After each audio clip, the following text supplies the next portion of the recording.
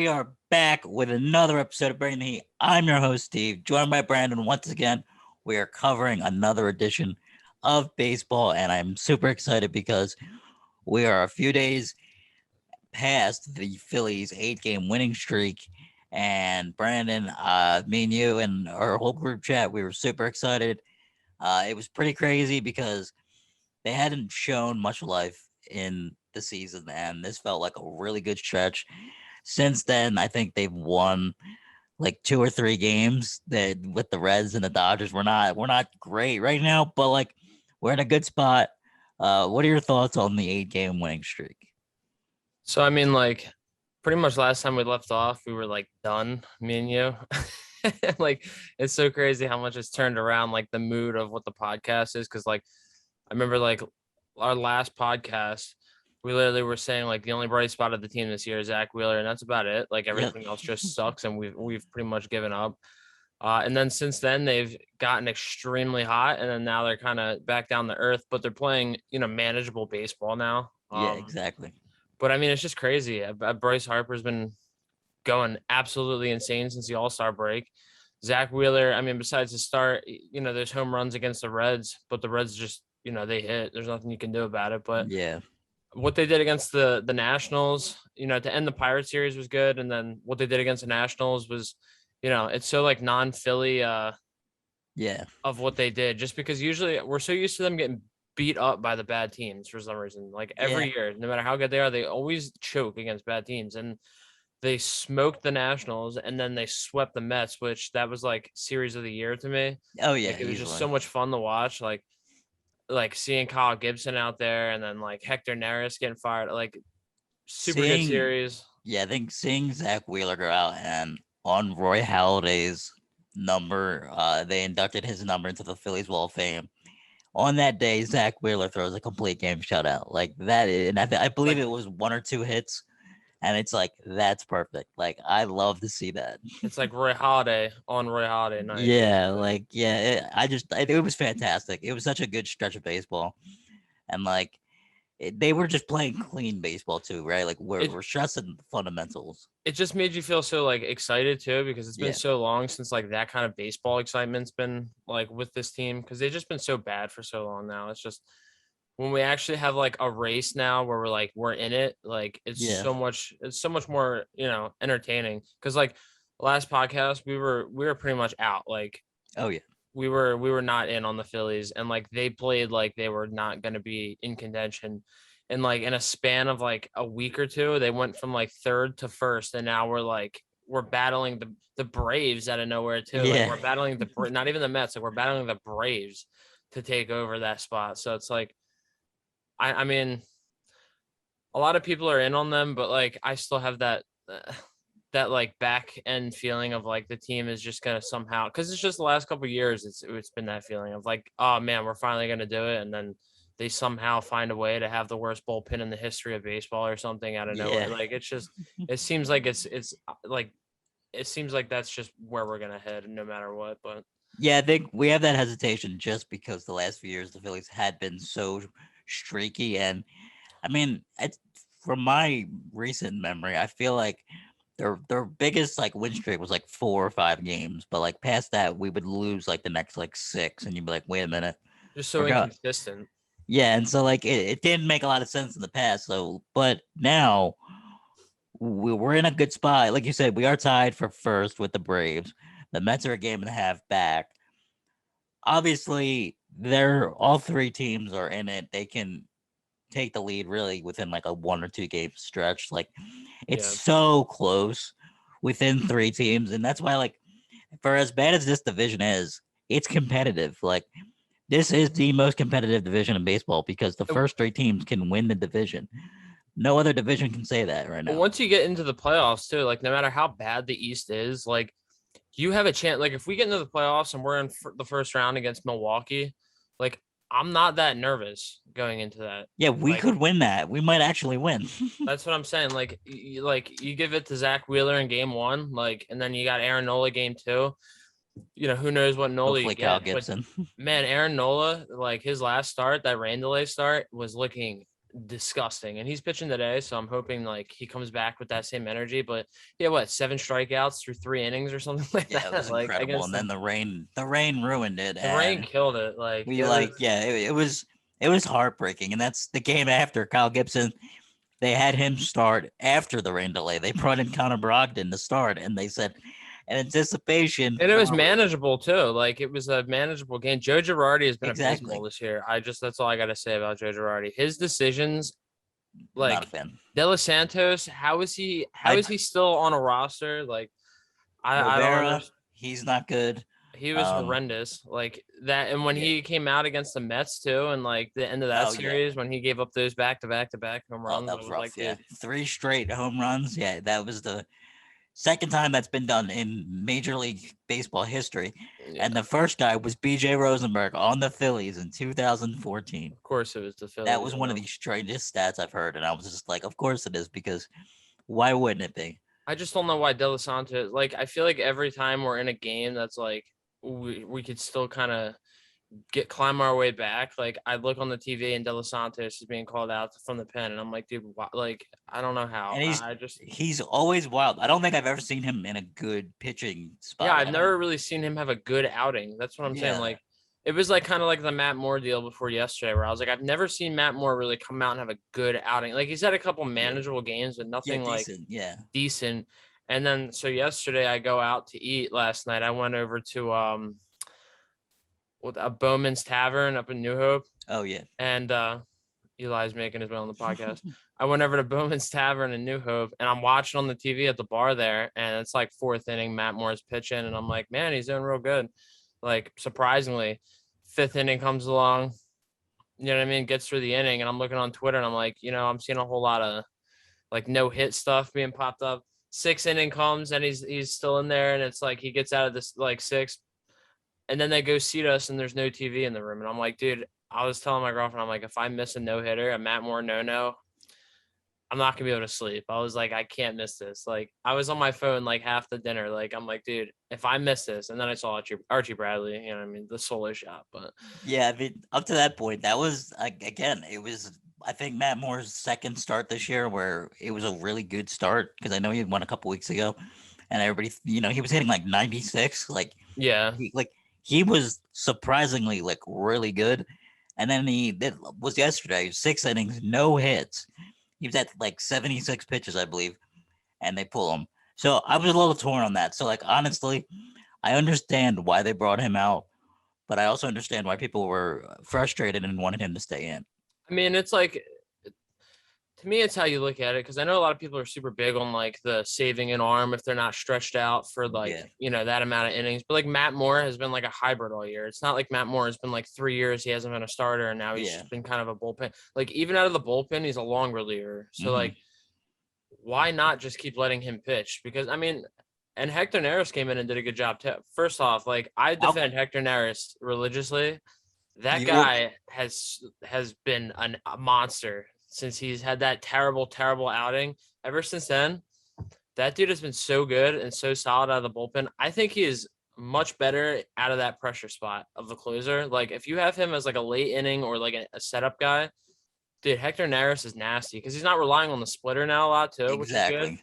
His fastball looks a lot better. Like he is so much better now, and like I have so much more faith when he's out there. Like Hector Neris, not that I've ever not had faith, just because I've always been like a Hector Neris like dick rider. I love Hector Neris, but like when he goes out there now, like I don't even have an ounce of like he's gonna blow this. Like you know, like half our bullpen I do, but Hector Neris now, like he has made me feel so comfortable late in games when he comes in. Yeah, Hector Neris, like you said, I think he really has stepped up. Yesterday was a big game where, like, again, he comes in and you're just never sure what Hector Neris you're gonna get. Is he gonna be wild or is he gonna be like the best closer or best reliever in baseball? And so like I feel like recently he's kind of found his groove. Like you said, I think if he's kind of out of that closer role, the high leverage situations, whatever you want to call it, Yeah. if he's in like the sixth, seventh inning, I think that's probably where he can be good. And so then at that point, you say like, okay, if he's good there now, and then again, Archie gave up the solo home run, which He's been good all year, though, in my Yeah, opinion. He's I been mean, very solid. He as like a yeah, guy we bring in. Usually, any guy we bring in that's a veteran that like is a name for the bullpen, they usually are terrible. yeah, Like we've seen that the past couple of years. But like Archie Bradley, in my opinion, has been like a very solid guy. Like he's not disgusting, but he's very solid out of the bullpen for us. yeah. I think he's not the best reliever, but he's certainly an upgrade. I want him on the mound more than I want De Los Santos or Oliveira or 100%. like most of the really De like. Los Santos, like I just cannot stand him. I don't know why he's on this team. I There's a really, lot I of really players don't. like that, man. I don't understand it, but so we'll kind of transition. We're gonna look at the division leaders right now in baseball. So it is August 15th. And so I think we're at like 117-ish games on the year, give or take a game or Yeah, two. like like we're now what, like 3/4 through, Yeah, basically. just about. Where you got about a month and a half kind of left of So games. which league did you want to look in first or division wise? So obviously in the NL East, the Phillies and Braves are tied for first. We just talked about how competitive that's been. And the NL Central, so the Brewers are up by 8 games on Cincinnati. And that's another division where like I feel like Cincinnati's been good enough, but unfortunately, because of how good the Brewers are, it's gonna overshadow that. I agree. Yeah, I think Cincinnati hitting wise has been unbelievable this year. Oh Like yeah. power wise, like Joey Votto, I like that The dude since defense is the All crazy Star too. break has been a monster. How about the Cubs though? 0-10 in their last 10 games. Look, My I knew they God, were gonna sell at the deadline. my I didn't goodness, realize selling meant don't win any more games. that's bad. Like Like, it's tough. And they even Jake Arrieta is now cut because yep, he had they a finally gave brutal up on him. game. Like, good. I'm glad that they're making. See, this is the problem though. We're gonna go back in a few years. We're gonna look back at this moment when they traded off these guys and made this bit of a rebuild. I guarantee it's successful Yeah. because they did that like 7 or 8 years ago when In they were 5, 6, awful. 7 years, they'll have a young stud core while we're still trying to figure out a rebuild. We won't even make the playoffs. They're gonna go back to the World Series They'll be again. in the playoffs before we get there. And it's like it. So I don't really worry about it just because we literally just saw them rebuild and win a World Series within the last 5 years. Yeah. And I think they're in a good spot. The Pirates are just awful, 42 Yeah. and 75. They're I don't know if they're technically rebuilding, but they kind of are. I mean, Like I just don't know. I don't know enough about their farm system to be like, hey, they got this guy, and this guy coming up, so they're good. I know Mitch Keller is okay, but I just don't know enough about their farm system to be like, hey, like I don't think it's that spectacular. I think they they're don't just a they don't very have that decent big team. name coming out that I Yeah. feel like Gregory Polanco. I really thought a couple Yeah, years he ago was was going to be that he guy, was good a but couple years ago. yeah, I remember just watching MLB Network. I'm like, all I hear was Gregory Polanco, and all I hear it was him and what's his name, Josh Bell. Oh yeah. Oh All yeah, I Josh. heard. Yeah. He's good too. I like him on Washington. Average is down this year, but he's He's still just a got free power. swinger, dude. He swings for a fucking. He Dude, swings like he's got a golf club, dude. He just he goes swings crazy. so hard where like his back is almost facing the mound. Like he swings it and And immediately he's like he's built weird, dude. yeah, He's built like later, like how Ryan Howard was later in his career, where he was like big but like kind of thinning out. That's how Josh yeah, Bell is built. He's not like a fat guy. He's just like very long and like yeah. He's he's just just a thick like a dude. bigger build. Yeah, like Yeah. but yeah, so that's the central. I expect the Brewers to just kind of hold on to the division. I don't expect they'll fail, but Cincinnati is certainly a team that could give you a run for your money. So Yeah. then, as we move to the NL West, you got the Giants ahead of Before we move out of the West, what by did you think 40. about the Cardinals trade deadline moves, getting John Lester and AJ Happ? Like, what does That's that tell you? Does that tell you like we're buying and we're going for the playoffs, if or you does that tell get you? John Lester and J Happ, I think it's one of those like those weird moves. Like you want to solidify your pitching rotation, but I think both If of them are those are like the names you get, like, how do you sell to your fan base? Like, yeah, we're going for the playoffs, so we got you John Lester and a J.A. Happ, like, here's two 37-year-old pitchers. Like yeah, what? that are not really, you know, what I mean, they don't have Yeah, much stuff 5 left. years ago, I would certainly take both of them on any team. But even like Now 3 years it's, ago, but yeah, right now, I now it's think just like, yeah, I think it's we're past that. if I'm a Cardinals fan, I just don't know what that means because you only have so much of a window Exactly. with Goldschmidt and Arenado, and Hmm. they have a really good pitching staff. So I mean, They're a good team. I think they have a lot of talent, and They just again, always seem to be an underachieving team though every year. yeah. I mean, obviously they did win the Worlds, or they won in 2011, right? Yeah, that So, was but with oh man, who was the was dude? was that a Chris Carpenter led team? Wow, Chris Carpenter. I haven't heard that name in a long time. Yeah, I had to It seems actually like reach Adam Wainwright's been around for like Wainwright. 5 decades, but Yeah, David Freese is who I'm trying to think of. yep. He was good. He Rafael for kicked. call. Yeah, that was a series they played against Texas, right? Yeah. Yeah. Yeah, you had Adam Freese, Rafael for call, Yachty, Man, all these Wainwright, names for call. Pujols. I think. Well, actually, no, I think Pujols left the year before, right? Or I I don't know. can't remember. It seems like Pujols has been out of St. Louis for such a long time, but like Facts. the guy's just been in the league for so long, I forget a lot of things. He's been in the Honestly, league. too, We've almost been alive. another good name because what we're doing later in the podcast, like when we're talking about like players and stuff like that at each position, a name that came up that used to like I just despised every time the Phillies played against Dan Uggla, bro. Oh my god, the old Marlins logo. All I Dan think the is Dan man. Uggla, dude. I used to Oh hate my that guy with a god. passion.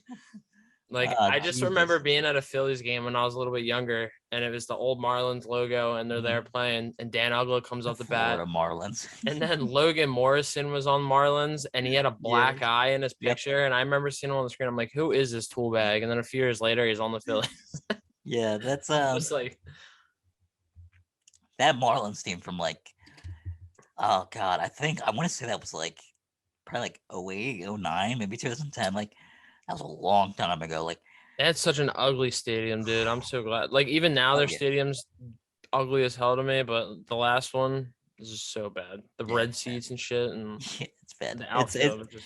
but hey, they came in the league in '97 and they won the World Series, in '94 actually. I think Had a stacked team on that World Series team too. they won it in '97 and 2003. So that's not too bad for Miguel a Cabrera. newer franchise, right? But obviously, since then, there hasn't been a huge playoff push or any pennant, They have chasing. a insanely good young pitching staff though, like insanely Yep, good. They're gonna they have are a built for a nasty few years. rotation in a Mhm. few years. A nasty rotation.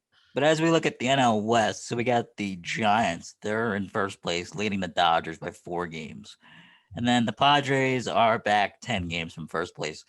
So, I'm like, so surprised with the Giants this year. me too. Me Like too. they have been like it's the worst part about it is Gabe Kapler, but like Yeah. the fact that they're playing that good with that roster, I'm like unbelievably surprised. Like they could have a year where if they were 66 and 53 like the Padres, I'd be like, wow, they're overachieving a lot. Facts. The fact that they're 75 and 42 though, like they're just killing. And they have a teams. better Like, record than the Dodgers. Like, yeah, what like the- they are really good this year, It- which is and they added Chris Bryant at the deadline, which is just like, just a power move. you It's know what I like, we're mean? gonna win this division. It's The like good get gooder, you know what I mean? Like that's just pretty much what they did. it's like, It was all right, just a man. flex move at that point. Like you didn't It need really to is. do- Like, you didn't need to go that hard. Like and the Dodgers did the same thing. They still went and made that power move with Max Scherzer and Trey Turner. Like, they're still improving their team, even though they have the best team in baseball. So, like, that irks me as like a baseball fan. I hate that they got better. yeah, it's like the rich get richer type of thing. And Yeah, and it's just meanwhile, like, we damn, bring in what? Freddie Galvis. There's such a Like, discrepancy of the good teams in baseball. There's like 4 really good teams, and then there's everybody else. it's just like one of those things you hate to see because it's just like you want your team to be a legit seller, and it's like a team that doesn't or a buyer, and it's like a team that doesn't need to be a buyer goes all in on like a legit buying. Yeah, and you're like, could you stop? Could we Like just not put only a did you get fucking Max hole? Scherzer, you got Trey Turner. Like Yeah. you pretty much just you So went yeah, I wild. think the Giants might hold on to win that division, but I thought the Padres. I mean, I know they lost Tatis. I don't think he's injured for the rest of the year, but I think he's coming back soon. Yeah, it's been a lingering injury. So Fairly I soon. think they're kind of like maybe they're coming back down to earth. Maybe I think everybody might have overestimated what they can do. I mean, I certainly did. I thought they were going to come in at least second place, but I thought with their staff, like pitching staff too, Yeah. that they were going to be really good this year. But they're underperforming for being honest. Like they need to be Yeah, I winning this mean, division. Like 4 It's and a tough 6 in their division. last 10. And not only that, like Tatis going down, like with Tatis, they're already kind of they're an elevated team that needed to play better, and now with Tatis being out, it's just like you're kind of just digging the grave deeper. So I Yeah, don't think with exactly. him coming back, they're going to be able to keep up with the Giants and the Dodgers. It's just I mean, 10 games back, and you're 66 and 53. It's just a tough division. There's nothing you can do about it. Like 66 and 53 would be like a very, very sizable lead in the NL East right now for first place, Easily. Oh and yeah, they're in easily. third place. So I mean, it's just a tough division. There's really nothing you could do at that point. Yeah, exactly. So as we move over to the American League East, the Rays are up against the Red Sox. They're up by 4 games as well. Every year the Rays, dude. I don't understand what That's they another do. shocker. I thought Boston and I thought the Yankees were going to be better. I really and they were I thought another the team. Blue Jays were going to be one of the top 2 teams in the division. Springer actually just got hurt yesterday. He like ran into the wall trying to catch a ball and he hurt his leg or something like that, and he got like carried off or like he was like limping off the field. Um, yeah, I thought that the Yankees were going to be better. They were obviously buyers at the deadline. They got Played very well lately, though. Anthony Rizzo, Joey Gallo, Andrew Heaney. Um, I'm forgetting somebody else, but like they really did upgrade their team. Yeah. But like this is the same story for the last like 5 years. I feel like for the Yankees, like they got Stan, and you're like, oh great, now they got Stan and Judge, and like they just haven't been that good. The Yankees, like, are no longer being like the Yankees. Yeah, Like, the Yankees are always that deep playoff team every year, at least for our generation. Like, they were always that team that's just like, you can do what you want to do, but you got to get by. You got to get by the Yankees. Like yeah, that's all you got to. They buy everybody. That's how they work. And it's like now they're still kind of doing that same thing, but I just feel like every team has like evolved so much. Like the Rays every year, dude, they don't have like they never go into like because the Yankees will buy names. That's how they are. They yeah, buy names. The Rays will never buy a name. They either produce somebody or they'll get somebody that's like not a huge name and turn them into a name. Like every yep. year the Rays are just so goddamn good, and it's like to me it's like baffling. They produce pitchers like nobody else in the Their league. payroll is low too. Yeah, like that's their story every year. Like if they honestly, I really wanted them to win the World Series when they played the Dodgers. Like if anybody deserves to win a World Series, and we beat them in '08, but like so we should be like, oh fuck that. Like Yeah, they deserve to get their chip. Like that team really they're deserves a to win a good World team, Series.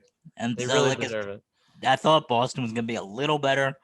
I know a couple weeks ago they were. I believe they were in first place at some point, but like it's really been between like the Rays and the Red Sox kind of fighting for that spot. But the Yankees, the Blue Jays, like, and then you got like the Orioles. The The Orioles Orioles are are not. absolute They're dog not. shit every They're year. just. I mean, They're 0 and awful. 10 in their last 10, 38 and 70. They're dog shit. Like they're dog shit. They haven't had a good hit in that fucking stadium since Delman Young back in like fucking 2015. What was it? 14? How long ago Yeah, was that I shit? think something like that. When Yeah, they were in the playoff, like I'm they are sure. I'm sure dog Chris shit. Davis had one good hit Like in let that me let playoff me run. say it. Dog shit. They are dog shit. And honestly, too, another thing I just want to throw out there, I don't know what it is. The Red Sox, Alex Verdugo is one of my favorite players in baseball. I have no idea why. That dude is sick.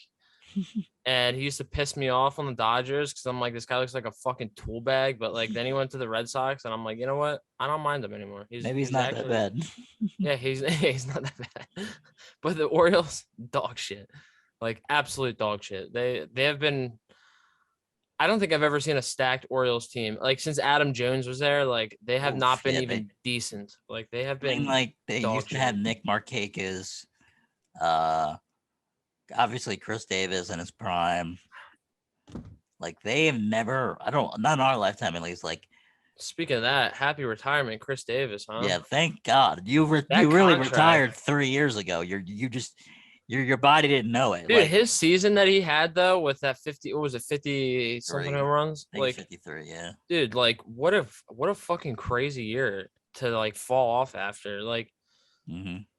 Yeah, he was like unbelievable season, but like unbelievable talk about a contract. decline where you start up here and It just you plummet. decline at an expanding rate, and you're just Like you it's a fade into nothing. plummet. He You're didn't like give him like 30 home run seasons after like yeah, that dude was he got a standing ovation a few years ago yeah, because he finally hit the ball yep. after like a month of not hitting a baseball. Like he couldn't hit He a kept baseball. striking out. He could not hit, and like it was the craziest shit ever. Yeah, they're a strange team, and I don't entirely know what their goal is. Like, I don't know if they're technically rebuilding, but they're just bad. Like, and they've been bad for years, and it Dog looks like shit. they're going to continue to be bad. They're So just dog shit. Like straight up, they are dog shit. it'll be rough. But we look at the AL Central right now, and the White Sox have an 11-game lead over the Tigers and the Indians. I can't believe the Tigers. When you said that in the group chat this Yeah, morning, I'll tell you what, uh, too. Cleveland needs to fucking rebuild already. Like they I refuse agree. to rebuild. They could have a sick team. I like Cleveland, but my God, do they have to rebuild? Like Yeah, I I was don't looking know at the what they're doing. standings. I was watching Quick Pitch on MLB Network earlier, and I just saw the Tigers game, and I wanted to look at the standings, and they are in second place. I'm like, the Detroit Tigers in 2021 are in second place. I was like, I mean, look, granted, 11 games back, but yeah, you're not making playoffs because it's just a horseshit division. it's But too stacked. I think the White Sox too are like the funnest team in baseball. Like they're Yeah, like roster wise, like their another guys. team where they had a lot of bad years, but they They're rebuilt. did Tim Anderson that Field of Dreams Yeah, game, Field of like that Dreams. was Yeah, awesome to me. that's a Like good game. that was one of the best baseball games I've seen in a long time. And like that just team all together, like Mancada, who the fuck Jose is your Abreu. dude in the outfield? Oh my god, Jose Abreu obviously too, because he was what MVP last year, Yep. like which came out of nowhere because he kind of like fell off for a few years. Hmm. But like their team all together is just so much fun to watch. And Lance Lynn, my god, like that dude is eating this year. Like Yeah, I like him, like Lucas Giolito. I think they got a lot of good Eloy players. Jimenez, that's what I was trying to think of, and Yeah, Luis Eloy. Robert I like too. But Hmm. Eloy has been unbelievable, and their bullpen, oh man, like I their forgot they had bullpen is Yasmani. disgusting.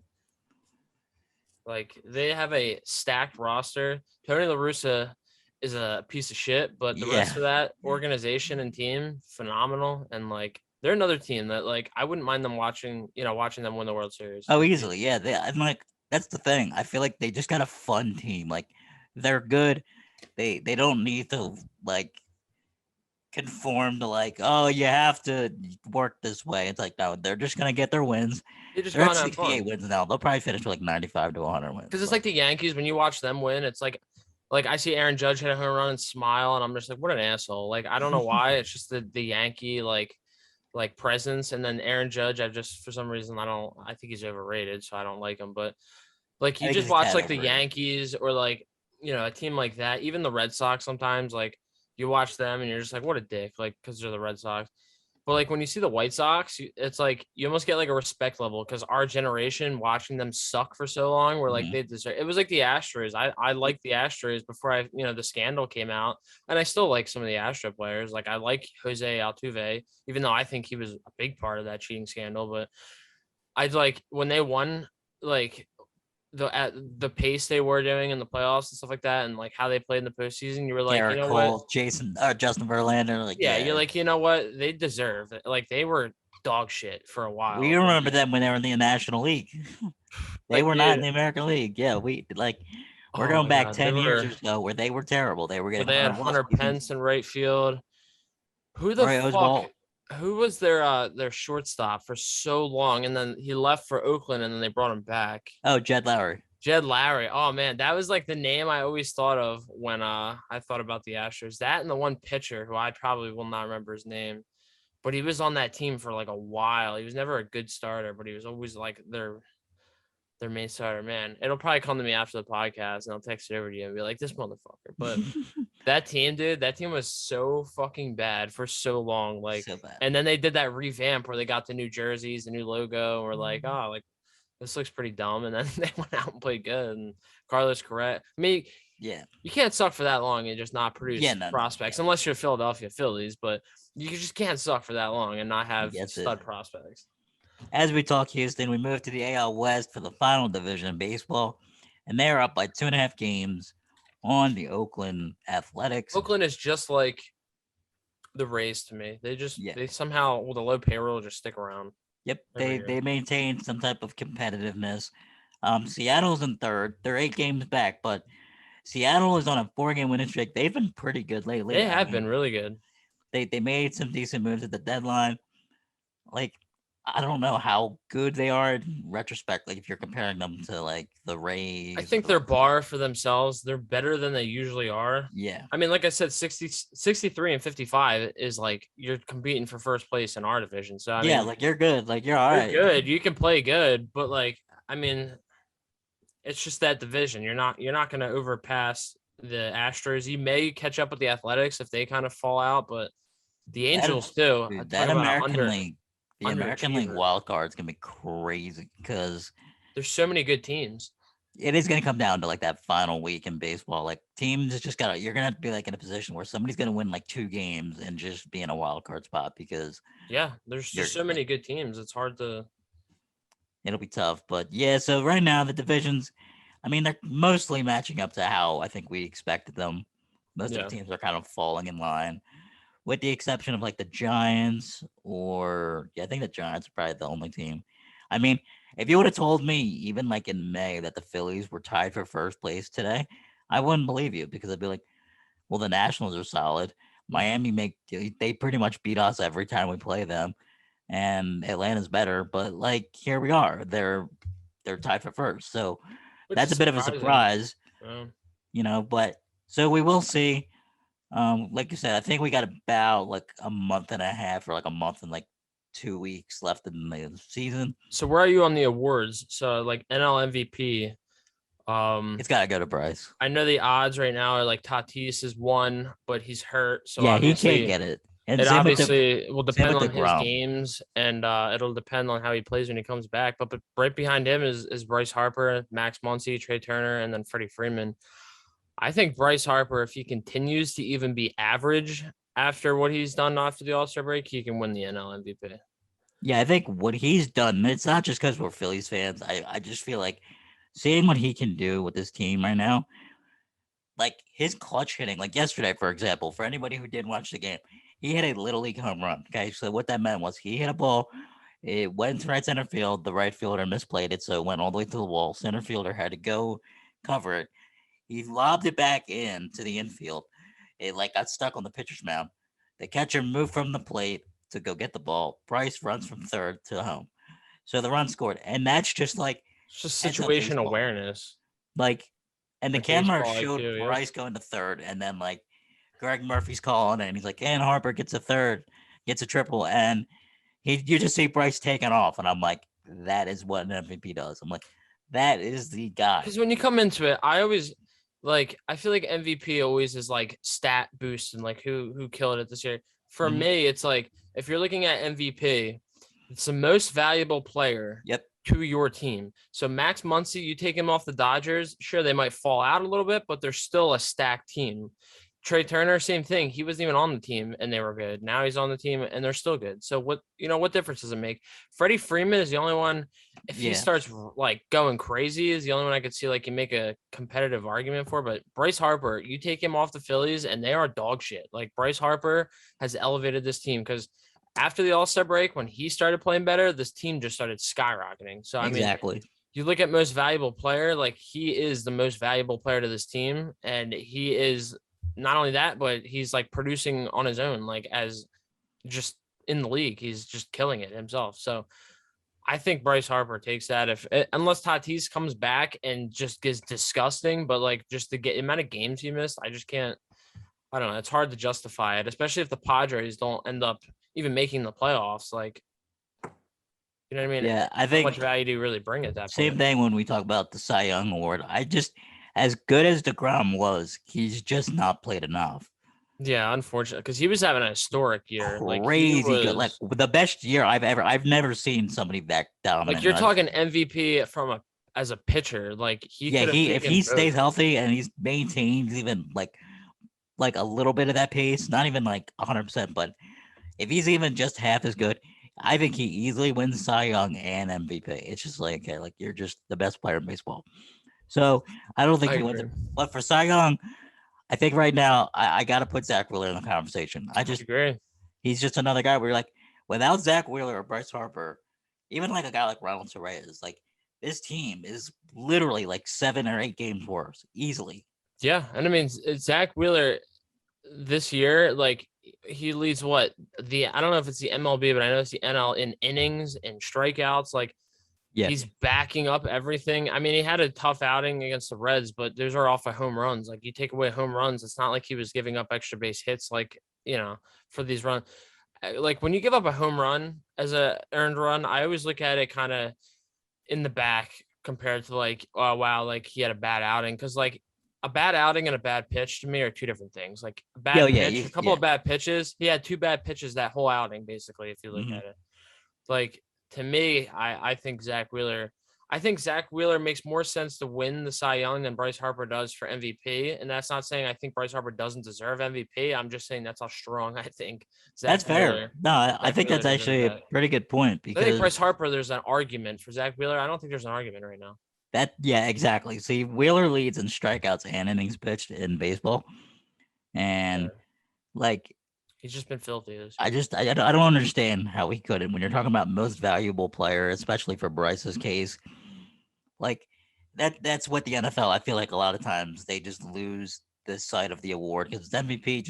It's whoever gets the most, Every like, league the does best it stats. too. Like they not like you call it the most valuable player, and then in my eyes, that means like it's an award for a guy that has produced so well that his team pretty much was carried on his back. Yeah, like it's who is individually the most valuable Valuable person. player, exactly. And it's Like like who not brings the like who most puts up the value to best you? numbers. Like, yeah, like I don't care if they didn't make playoffs or they got bounced, like then no. Well, it's Like like you look that's at Max Muncy. Jesus Christ, I'm stuttering now. If you see like the Dodgers won 100 games this year, 100 Mhm. plus, and three guys on that team hit 290 with 25 plus home runs, and he was just one of those three guys, but he had like 120 RBI, like he had just a crazy year. How do you call him the most valuable player if that happened, but the Phillies took first place in the NL East because Bryce Harper hit 300 with 35 home runs and 95 RBIs, 100 RBIs, but nobody else really came close to hitting the way he did on this team, and Bryce Harper carried this team. To me, that player of Bryce Harper brings my team a ton more value than a guy like Max Muncy does. I mean, and right now I'm looking at the on base percentage for baseball right now. Bryce Harper is second, right behind Juan Soto. Bryce Harper's got a 412 on base percentage. That's ahead of Vlad Jr., Max Muncy, Jesse Winker, Jonathan India. And you know what? Like I understand everybody was talking about his home runs and his His RBIs. RBIs. It's like okay, yes, they're not. It's not It's been great. statistically proven too that Bryce Harper doesn't have a lot of RBIs because he doesn't have a lot of chances with runners on this year. It's just Yeah, not something he can really control. and he had a lot of solo home runs, but again, I just look at it like if he's able to produce and be the most valuable guy on this team, then so be it. Like then he's the guy. Like I don't know what people want. Because that's what they're looking for is stats. So I wish MLB would just make a new category and call it whatever you want, but you can delegate that for the best stats Yeah. and then have MVP. Well, that's what the Silver Slugger, in my opinion, should be. Like, Yeah, I mean, I just think if they elevated that a little bit and just kind of emphasize, like, hey, if you have 55 home runs and 150 RBIs and you hit 300, like, here's this award.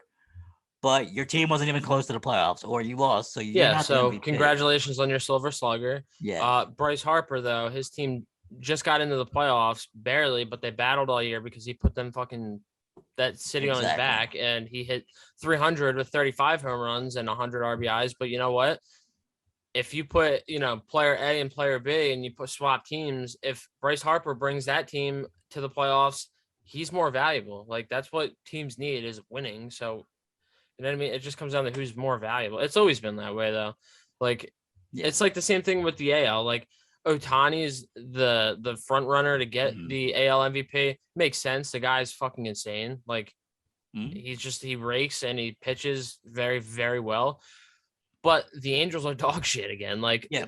they're not even a 500 team. Like every year they're not. But if he was so valuable, he should be able to elevate them, especially a guy that can pitch and hit. Like Yep. that guy can change games. Yeah, like literally, like Like it just should. I don't know. It's just like a It is what it is. That's why it's argued every year. I mean, Yeah, I mean, so we will have to see exactly where the awards finish out. But again, I hope not even just in baseball, but like football too. Like I want the ideology to kind of shift. I want to see guys who are the most valuable, they should win that award. But then guys who have the best yeah. numbers can get another award. And I'm okay with that because the numbers. I mean, even regardless of the situation, like the numbers are important, right? Like if you put up a crazy season, like that's good. Yeah, you should get recognized for it. Yeah, But if you weren't the most valuable, you could be an insane hitter and your team, does whatever they do. But at the same aspect, like if you have a starting pitcher on your team who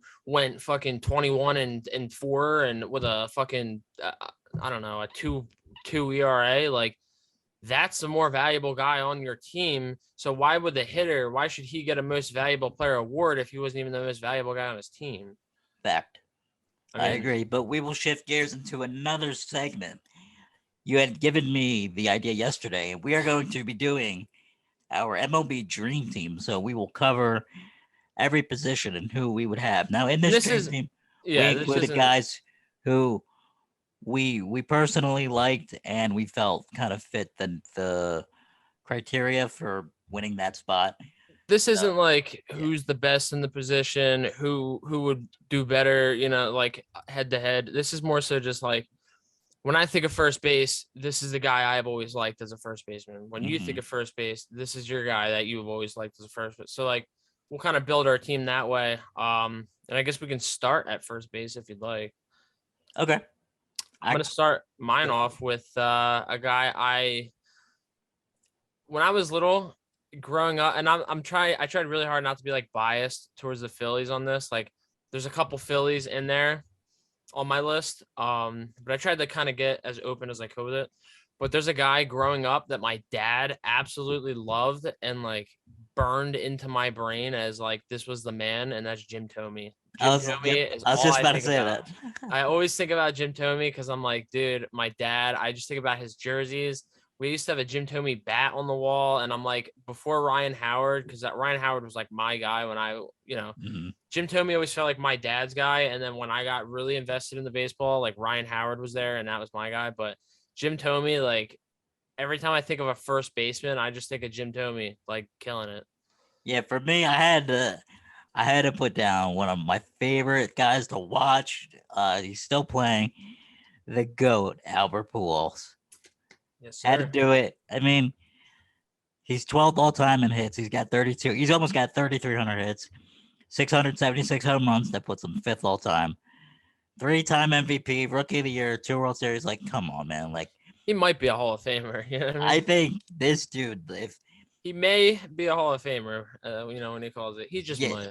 yeah, maybe if he does a little more, maybe he'll be worth a Hall of Yeah. Fame ballot. But Albert yeah, Pujols is one of those guys. I think him and Tommy are like one of those guys you just can never hate. Like I see oh yeah, Albert Pujols, I'm like I can never disrespect him. Like he is just he's sure. never been an asshole. He's never played on a shitty team that I hated. Like he's just always been so He's fucking elevated his good. teams. So fucking good. Like that guy has always been a monster. And it's like it's cool that we get to see a guy like Albert Pujols.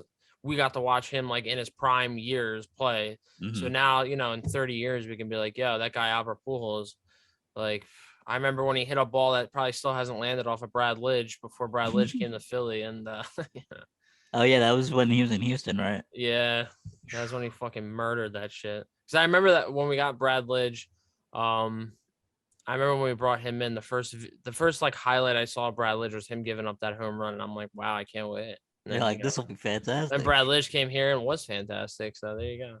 So for Uh, second base, I saw him a few times, but he was around a little bit before us. But I picked him just for his prowess as a power hitting second baseman.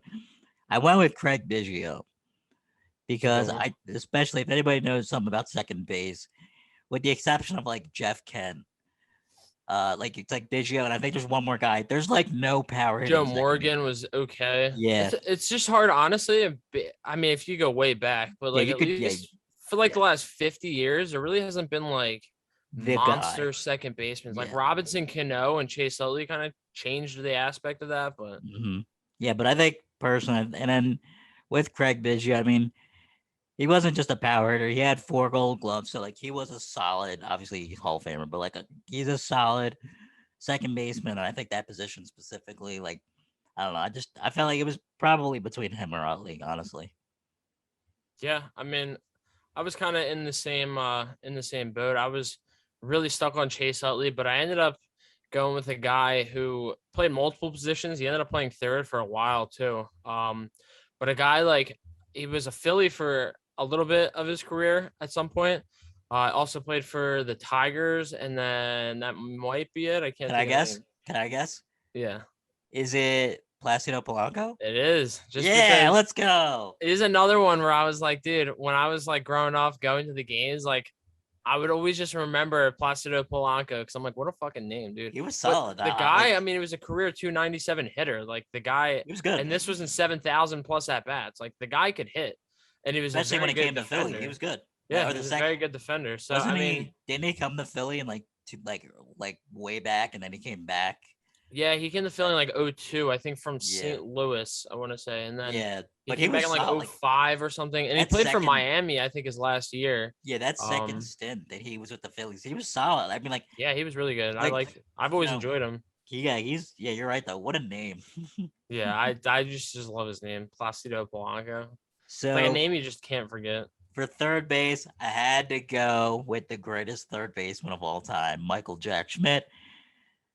I don't know what more anybody can say, what hasn't already been said. I mean, The guy's horse shit in the booth, but he's oh yeah, obviously one of the, if not the best third baseman ever. exactly. That's a fair statement. Obviously, 548 home runs, 10 Gold Gloves, 12-time All Star, 3 MVPs. Like, I mean, it's him or Chipper Jones, in my opinion. It's the best third baseman. You could throw Brooks Robinson in there, but I just think, dude's just a stud. Just elevated the game. The power, obviously at third base too, Mhm. changed the game.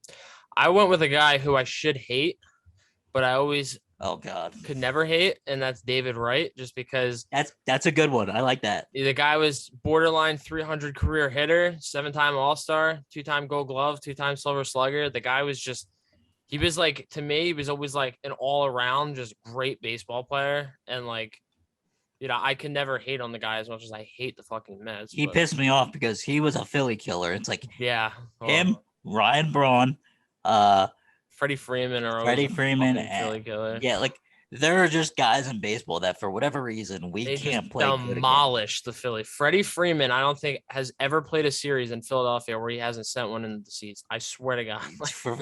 It's actually it feels like it's a prank. Like they're purposely like giving up They're runs. just like, oh, this is the Freddie Freeman lob this series. We got to give it to him. It's just we Yeah, owe him, but that's a like good one. I think David Wright. Unfortunately, that back injury really like took a hit destroyed to him. his career and kind of like really brought it down. And then he eventually retired. I believe it was 2 years ago.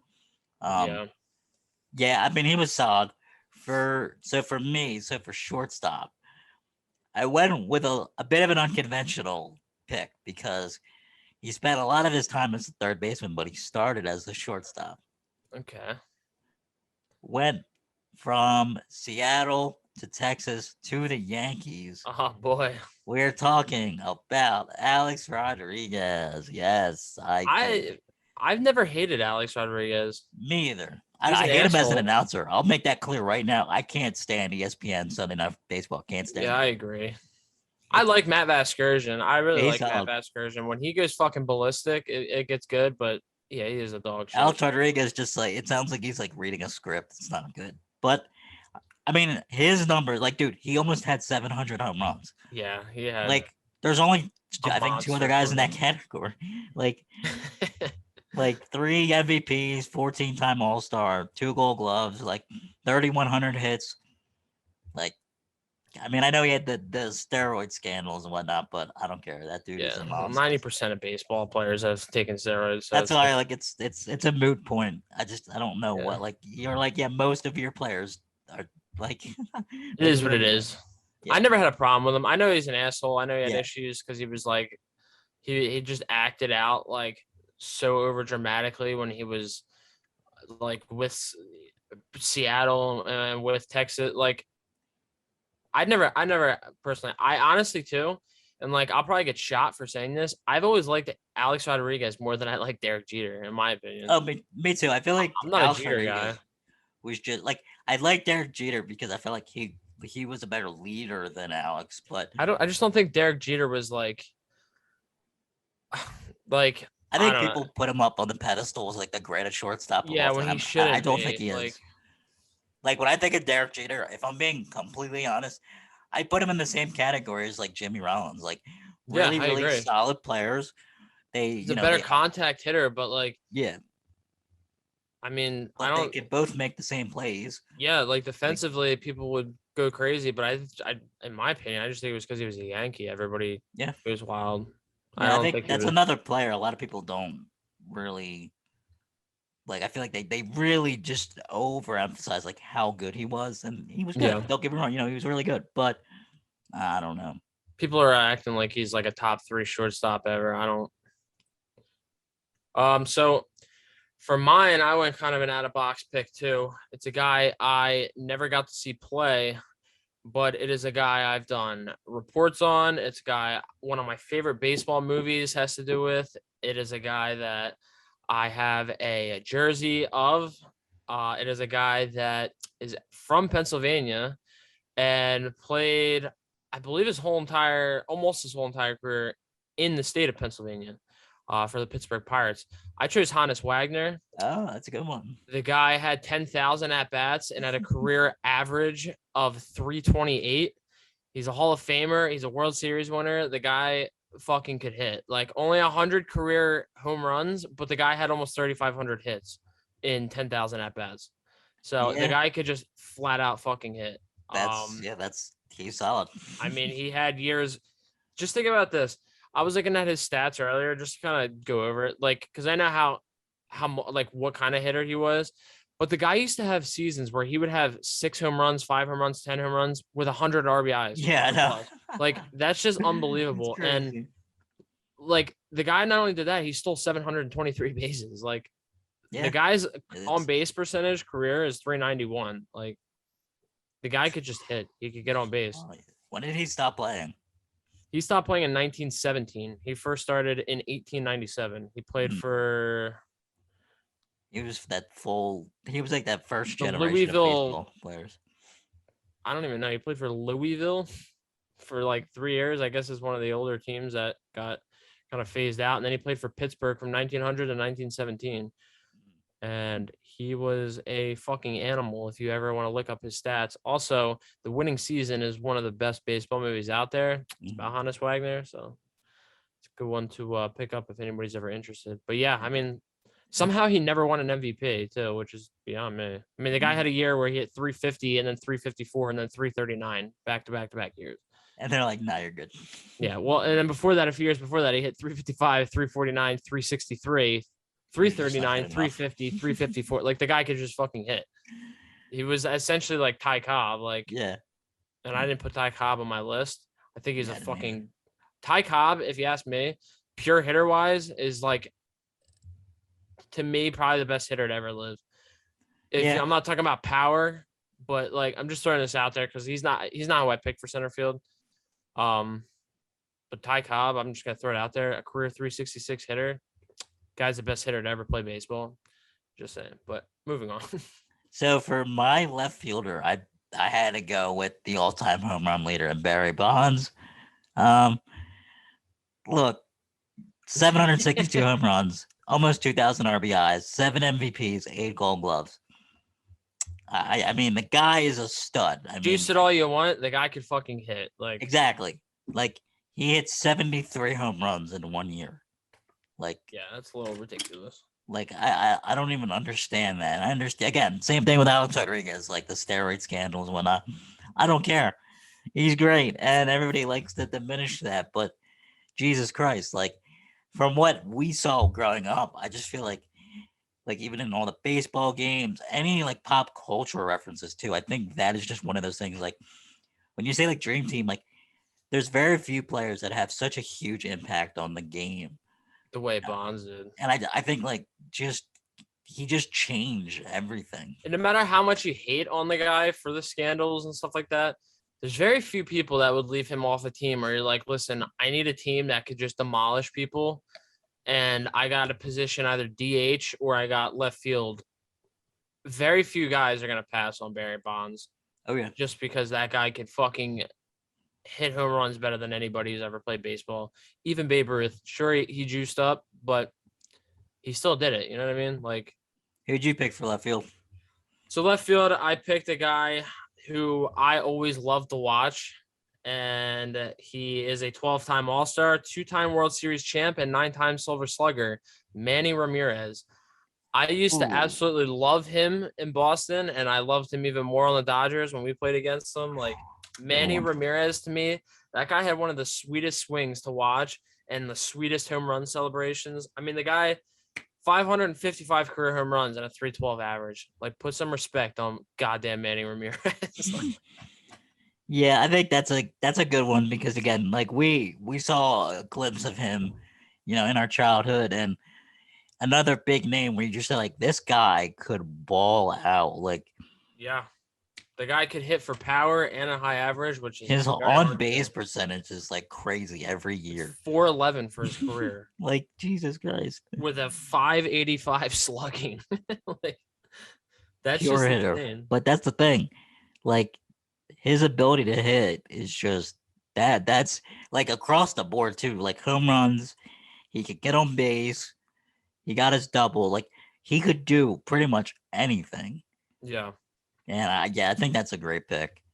And you mentioned sweet swings. So for center field, I had to pick the player with the sweetest swing in baseball history, Ken Griffey Jr. Yeah, that's a good one. Yes, one of my favorite players. I love watching older highlights, and like 630 home runs, 1,800 RBIs, 13-time All-Star, MVP, 10-time Gold Glove. Legitimately one of the best hitters to ever play baseball.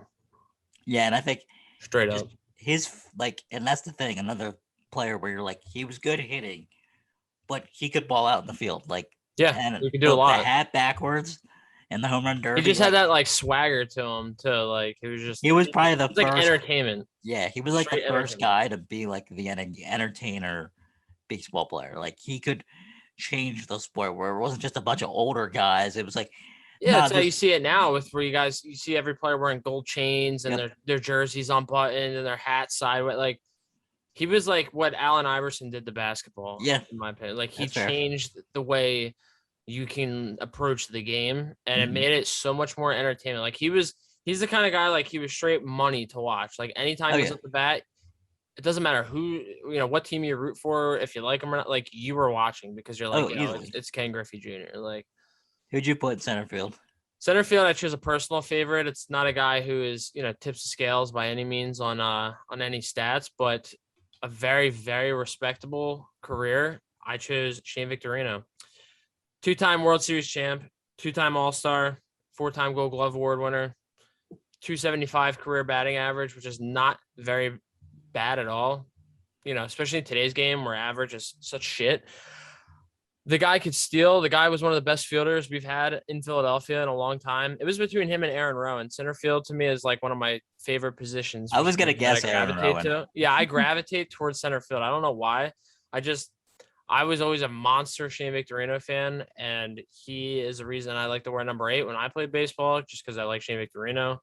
But I mean, the guy was a super good fielder, a switch hitter. The guy could hit for contact, had some huge clutch hits for a lot of teams. Like, when he played in Philly, that grand slam off CC Sabathia, like, great. That took the momentum and just shot it completely to Philadelphia. And then when he went to Boston and hit that grand slam over the monster, momentum just shot. Like, guy came up with some huge hits. And I also met him before, so that was cool. But oh, really? Shit, that's awesome. Yeah, I think he was just, even when he went to Boston, or I think he went to LA first and then Boston, or vice versa, one of those, but he was still solid. Like, and he was in LA before Philadelphia, I believe. Was he? Okay, so maybe that's what I'm thinking of. He got drafted. Let me double check. When he went to Boston, he got that second ring, so I thought that was good. But yeah, he was a solid favorite. He's always been like a Philadelphia legend. He'll definitely get like his number retired by the Phillies and all that shit. I think he's like I think he's just that At least pinnacle Wall of dude. Fame by them. Yeah, I think he's just one of the pinnacle players. For right field for me, I had to go with Hank Aaron. Again, I just look at it like not just from a hitting perspective. He's second all time in home runs, 755. But he was a 3-time Gold Glove, and I looked this up before, but I forgot about it until yesterday. He was an All Star 25 times. Yeah, that's insane. That is like Most players don't unheard of. even play for 25 years. Yeah, this dude is just consistently. It's like you're just on the team again. And Yeah. I don't know. I just think that, like, especially when he played, he was at one point when he broke Babe Ruth's home run record. It's like you can somehow be better than that, and like he held that for like 30-ish years, I think, until Barry Bonds broke it. So like Yeah, like when I he think did that's that, it's crazy. like changing the landscape of the game because it's like Mhm. nobody ever thought anybody would really get close to Babe Ruth, and then Yep. Yeah, I think it's crazy.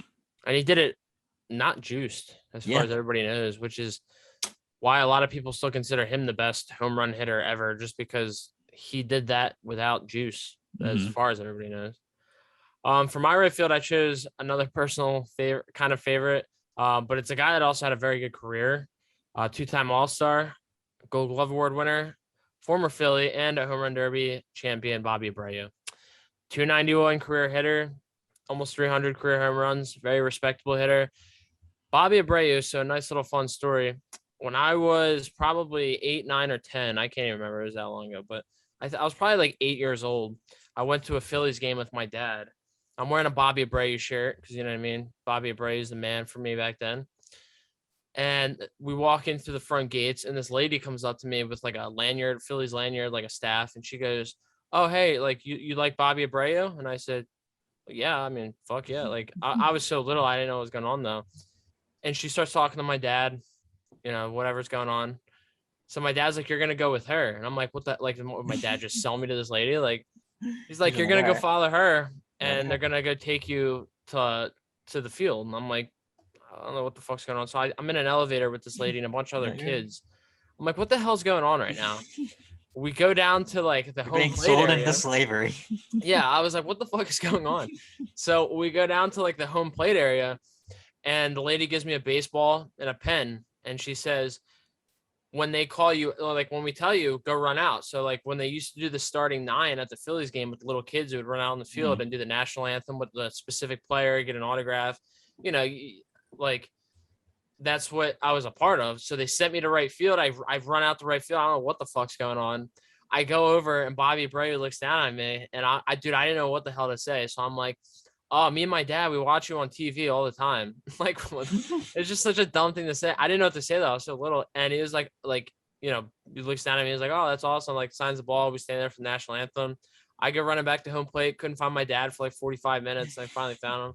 I was like, "What the fuck just happened, dude?" But like, That's when I look cool. back at it now, such an awesome experience. One, but two, could you imagine if I got like David Bell or some shit and got completely fucked? Like, Yeah, I you always could thought about have that. Bobby Abreu, or you could have like like I'm like, imagine I wore a David Bell shirt that day. God forbid I had that. But like, imagine if I wore that and they sent me to get David Bell. I'd be like, listen, I'll just go back. I'll just not even get it. Let me go back. Can I just go back to my seat? like, I'll start crying at home plate. I'm like, can I just go to my dad, please? Like, can you just tell David Bell Can I I just called like out? go Like, back? Because like I don't really give a shit about David Bell. Can I granted, just? David Bell is the last Philly to hit for the cycle. Let's just throw that out there. It's But true. This is man, oh true. man, like what an experience. So I will always have like a soft spot for Bobby Abreu. In fact, I may still have the baseball from that. Hold on. There you go. Nice little Oh Bobby Abreu. shit, that's awesome. Yeah, you got to keep that in the case, man. That's awesome. I sit it right next to my Jamie Moyer and Shane Victorino autograph ball on the same ball that I got in 08 when I went to a game. But Jamie Moyer, another Philadelphia legend. yes, sir. The 40 fucking, what was he? He pitched to the Phillies until he was what, 43, 40. 44? Yeah, I think it was like 44 ish. Yeah, a I Philly, don't remember. I think it was like 44, 40, somewhere around there. But he was a old. Philly go. Oh, the Colts are playing right now. I forgot about that. For catcher, I went with Ivan Rodriguez. And That's I did that exactly who again. I did. Oh, you did? Yeah. Yep. Yeah. I think like I don't know. There hasn't been many catchers in our lifetime that have been so generational. Like, I didn't really get to watch Piazza. That's the only reason yeah, like I am really liking that. Like even like for us, Yadier like is the only Yachty, other guy. Buster Posey, maybe. But Yeah, like, Buster Posey was cool too, but like Ivan Rodriguez, I always knew was like special, like of a yeah, player every time. we've never watched a catcher that was like all time great, Yeah, like top five of all time, like regardless of your era. Like there, you like we've seen some decent, some good catchers, like but yeah, I think Ivan is just fantastic. 2,800 hits, 311 home runs, 13-time Gold Glove. I think he's super, super solid. Obviously, he's in the Hall of Fame. Um, yeah, I actually went to Cooperstown in 2017, where I think that was the year he got inducted to like the plaque where they have all the Hall of Famers yeah. inside. Like it was like the four new ones they were adding in. It was like under construction, so you saw like the four things on the wall, and it was like Ivan Rodriguez was one of them. I'm like, cool. I was like, I that's went to sick. Cooperstown in 2009, I think it was. Maybe So before. I much think it fun. was before. I think it was like 2007. It's It out in the was a good experience. middle of fucking nowhere though. Like your cell reception drops out. You're like driving through farms It because was you. snowing when I was there, so it was fucking freezing. Oh, when I went there, Brutal. it was humid as shit, and it was Really? just, dude. I never been there, and I was like, it was like a 4 hour drive, and it was like Yeah, it was a bad one. driving through all the back roads. I'm like, where are we? I'm like, you're just seeing like random silos and shit. I'm I only like, remember little like a few what the? specifics because I was so little. I remember being asleep in the back seat of the car on my way there because I just was like it was so early when me and my dad left. Yeah. And I remember sitting, we saw the field, I think A League of Their Own was filmed on, Oh but it was yeah. just covered in snow. And then I just remember some of like the different things we looked at, but I remember being in a steakhouse there and like the table had all these things carved into it. And one said like Babe was here and stuff. Oh And like shit. it's probably fake, but I was like, when I was little, I'm like, wow, that's fucking cool. Like Babe Ruth. Like, Yeah, the museum is crazy big, dude. I like. I'm not a fan of gallivanting, and I can't stand it, but it was a lot of walking, but it was super dope. Like yeah. you're looking at like everything on both sides. You're like, okay, checking it out. You're getting pictures. So much fun. I probably spent like a good hour and a half, 2 hours just like walking around, just like looking at everything. And it's like there's just so much shit. Like you don't believe like how much they have there. And you go there like jerseys, cleats, balls, bats, pictures. They have Yeah. like a bunch of And everything has like a cool story behind it, which yeah, I like exactly. And too. Like, they tell you it like under under like the pop up things. It'll like explain what you're looking at or. yeah. But I think yeah. So Ivan Rodriguez for my catcher, for my closer, I went with Mariano Rivera. Again, between like I think him and Papelbon, probably the two most dominant closers I've watched in my life. You know, Yeah. I mean, as far as dominance, it's pretty hard to beat that. As far as personal favorite, I always liked Tom Gordon, Flash Gordon, when he would come out just because they would play the Flash Gordon theme song when he was in Philly. I another also Philly liked Billy legend. Wagner before he became a Met. Yep, he was good. 2004. Billy Wagner was fun to watch. Everybody hates on Papelbon, but they fail to understand Applebaum how was so good much fucking fun, dude. People he just kept are us soft. from being laughed at. Okay, he Papelbon, I loved no, Papelbon. I did too, and I understand why people didn't like him. I totally got that, but Yeah. I always said like I don't care what he does. It's He's not like he good. was bad either. Like Yeah, that's what like I'm saying. he's He a was good very good closer. here And then on he a goes to shit team. Washington, and then he chokes out Price, and then that kind of that was a that was an awkward way for him to finish his career. But it's I feel like Papelbon for me, him and like Mariano are probably the two closers. I don't know if we'll even see like that generational like talent where guys Yeah. play for I think Mariano played for like 16 or 17 years, I believe, and like it's just insane. I think for that, and so my starting pitcher, like I went with a guy who we didn't really see much of, but we saw like kind of the glimpse of the back end of his career. So I went with Greg Maddux. 355 wins, 3.16 ERA, four Cy Youngs, 18-time Gold Glove.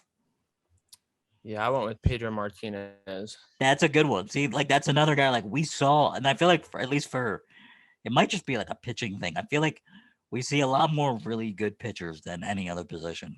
I mean, listen, the guy was 5-1 with a 3.63 ERA as a Philly, so he'll always be That goated in the he book would for be sure. decent now. I don't care what. He's like 52, but like I'll take him now For me, it was overall. between him and Cliff Lee for my pick. That's a yeah, Cliff Lee, another like ridiculously like effective pitcher. Like that guy could He was just so much literally. fun. He was just he kept himself composed. He wasn't getting in trouble. He was solid. Like he was just a good pitcher. It was There's always fun a to guy you can watch. rely on. Yeah. Yeah, it was super fun. But yeah, I mean, I think our dream teams. I mean, we got some solid names out there. I mean, I think maybe all but a few are like not Hall of Famers, or but like most of them are legend within their own teams, and it's like Yeah, there you was know, nobody that was complete shit unless I put yeah, Aaron Rowan in there, but yeah, it's like yeah, he wasn't yeah. that bad. But I believe that that will do it for this week's edition of Bringing the Heat. I've had a ton of fun trying to cover some more baseball. I will be doing more football because we are going to be entering football season soon. So, all my loyal fans, stay tuned because I will keep everybody updated on my Twitter page and I will drop a link below because this video is sponsored by the Phillies for Life Facebook group. Yes, You can sir. join the page. Um, but yeah, Brandon, you got any last words? Let's hope for a Phillies W today. Aaron Nola. So Yeah, we'll it's see. better be game time. Better not disappoint me. It's gonna ruin my Sunday. But All right. all right, folks. I'll see you next time.